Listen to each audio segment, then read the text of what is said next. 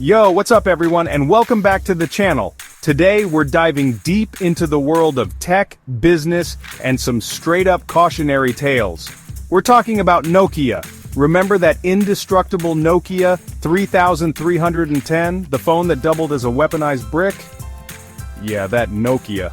Once upon a time, they were the undisputed kings of mobile. I'm talking over 40% market share, iconic designs, and a level of brand loyalty that most companies could only dream of.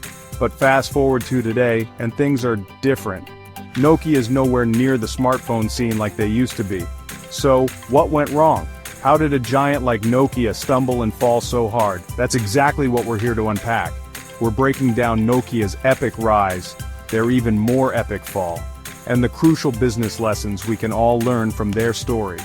Whether you're an entrepreneur, a tech enthusiast, or just someone who loves a good rise and fall story, this one's for you. So, hit that subscribe button, smash the bell icon, and let's get into it. To understand Nokia's journey, we gotta rewind way back. I'm talking 1865, Finland. Now this wasn't your typical Silicon Valley startup story. Nokia started as a paper mill. Yeah, you heard that right, paper. But over the decades, they dabbled in all sorts of industries, rubber, cables, even televisions. It wasn't until the late 20th century that they went all in on telecommunications. And boy did they go all in. Nokia's early mobile phones were revolutionary. They were built like tanks, had batteries that could last for days, and were incredibly easy to use. Remember the Nokia 3310? You could drop that thing from space and it would probably still work. Nokia's focus on durability, battery life, and that signature Nokia feel resonated with people worldwide. They became synonymous with mobile phones, period. In the late 90s and early 2000s, Nokia was everywhere. They were at the top of their game, raking in profits and selling millions of phones. But here's the thing about the tech world, it moves fast, like really fast. And as we all know, standing still in a fast-moving world is basically the same as going backward. Nokia, unfortunately, learned this the hard way.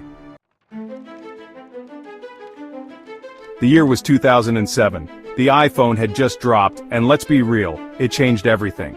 We're talking a full touchscreen, a sleek design, and this whole new way of interacting with a phone. Plus, there was the App Store, opening up a world of possibilities beyond anything Nokia had at the time. And it wasn't just Apple. Google's Android was also gaining traction, offering an open-source platform that manufacturers flocked to. This was a turning point in the mobile landscape. So, how did Nokia respond to these seismic shifts? Well, that's where things get interesting. They initially dismissed the iPhone.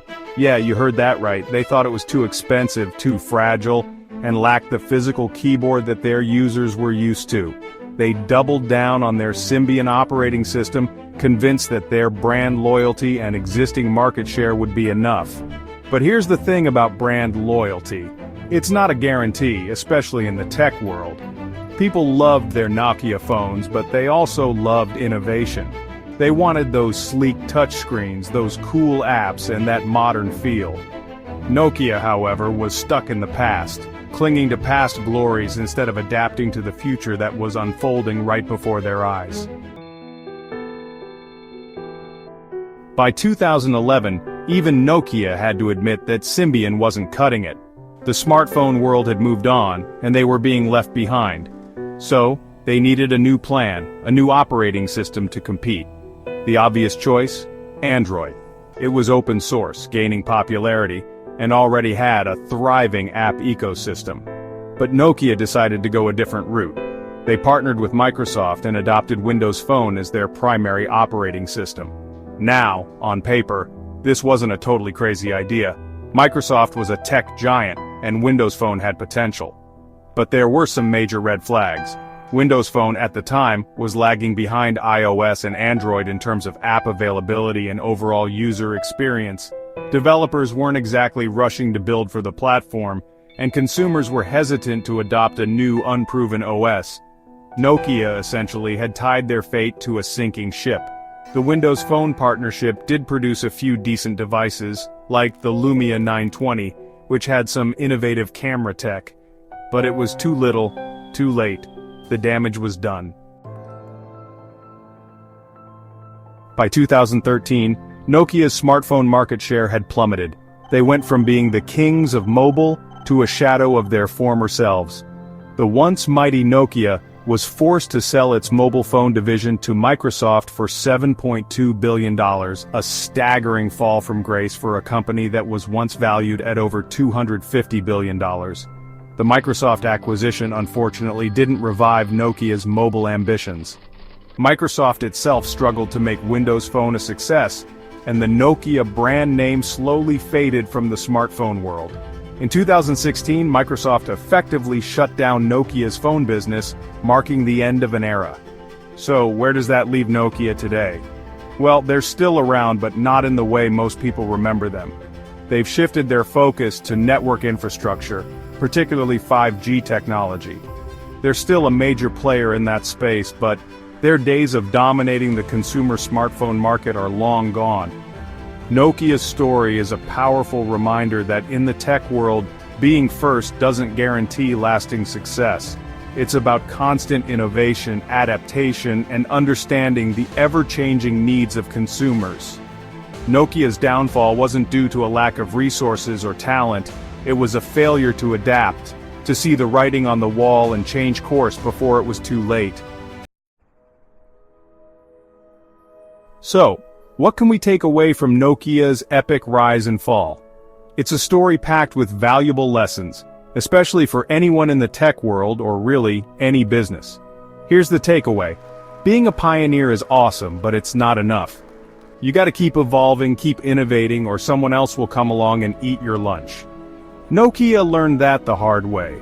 They also taught us that choosing the right partners is crucial. The Microsoft deal, while it seemed promising at the time, ended up being a final blow. Sometimes sticking to your guns can be admirable, but other times it's about recognizing when the game has changed and you need a new playbook. Nokia's story is a cautionary tale for sure, but it's also a testament to the fact that even giants can fall. But hey, just like in any good comeback story, maybe this isn't the end. Maybe Nokia's reinvention in the 5G world will be their next chapter. What do you guys think? Could Nokia have avoided all this if they had embraced Android early on? Let me know in the comments. I'm genuinely curious to hear your take on this whole saga. As always, thanks for watching. And don't forget to like, subscribe, and hit that notification bell for more deep dives into the tech world.